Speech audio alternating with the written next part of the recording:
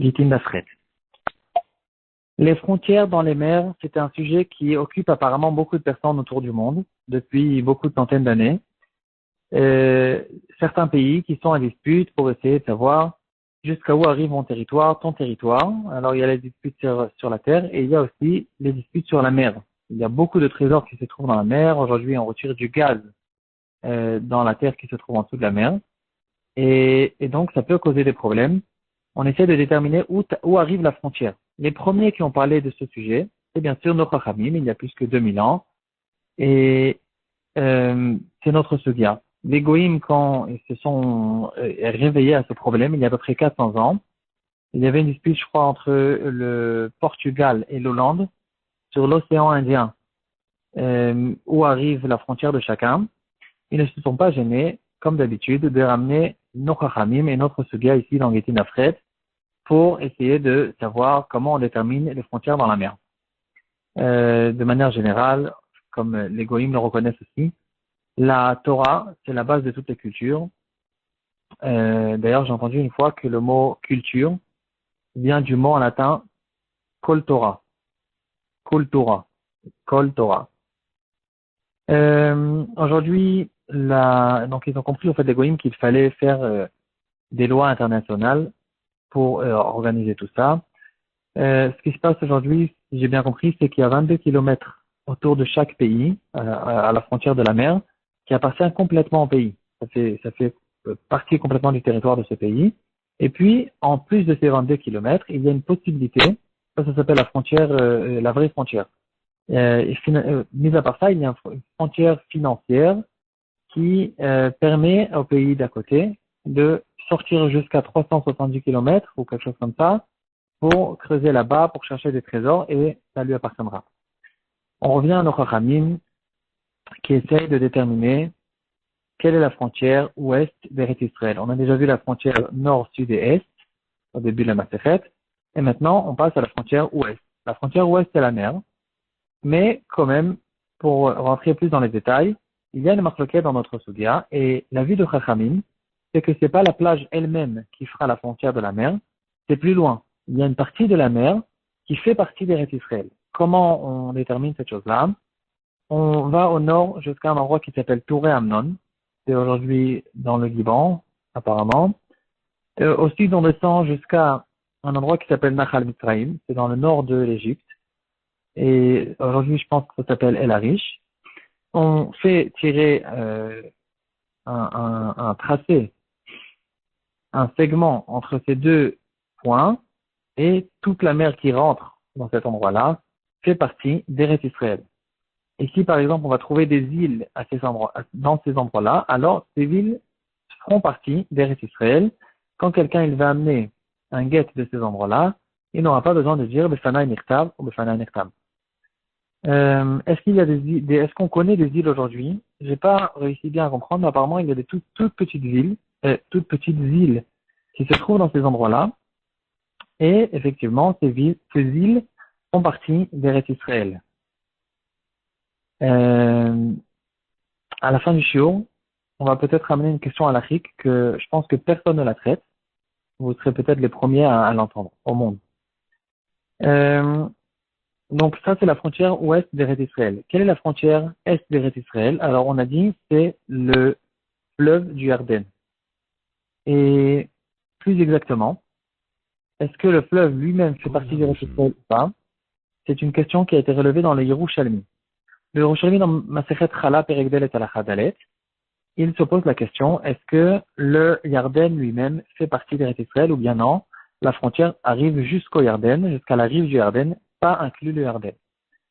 Le Chazon Ish qui ramène cette chose-là, il dit que si on dit que c'est la rive du Yarden qui fera la frontière, alors la frontière d'Eretz Israël peut grandir, peut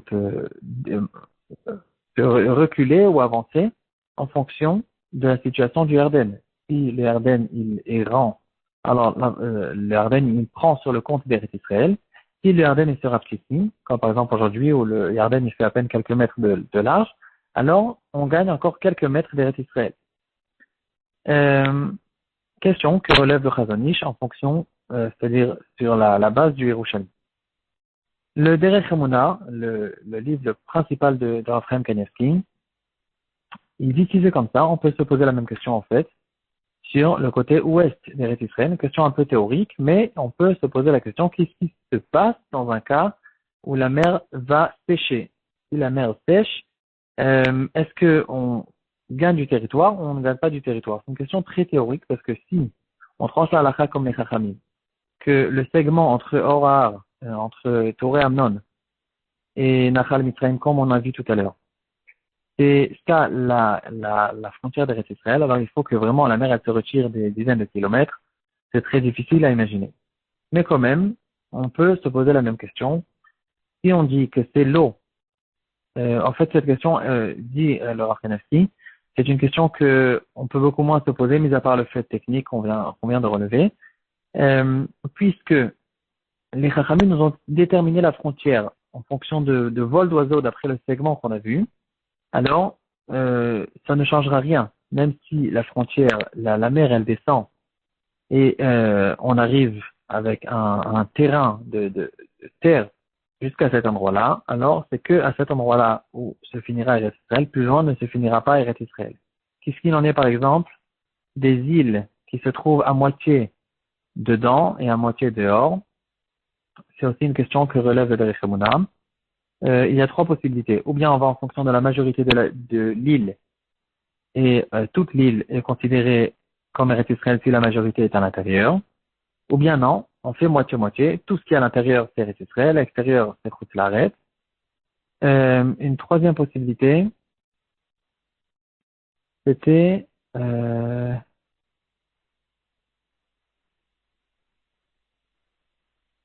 bon, j'ai oublié la troisième possibilité, mais en tout cas, une question intéressante qui est relevée dans le Derech Emuna.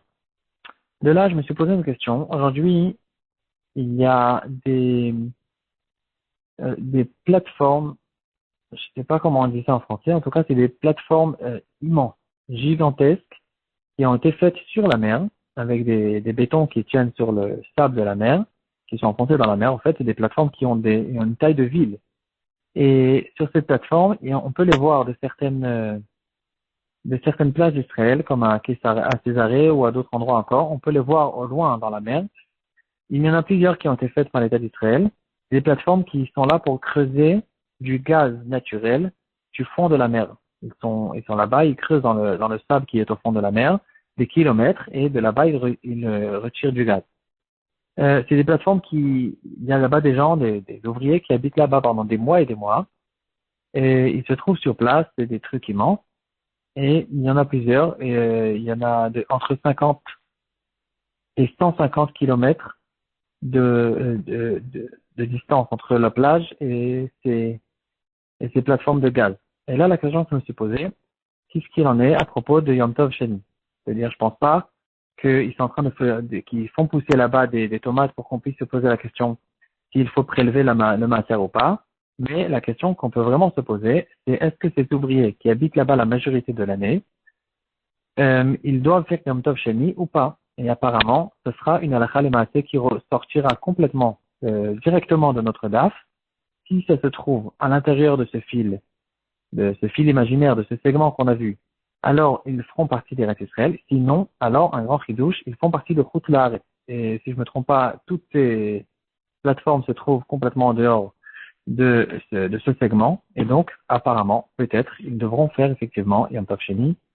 Très belle question, que je n'ai pas de réponse. Je fais un peu de recherche. Personne n'en parle pour l'instant et peut-être personne n'en a pensé encore.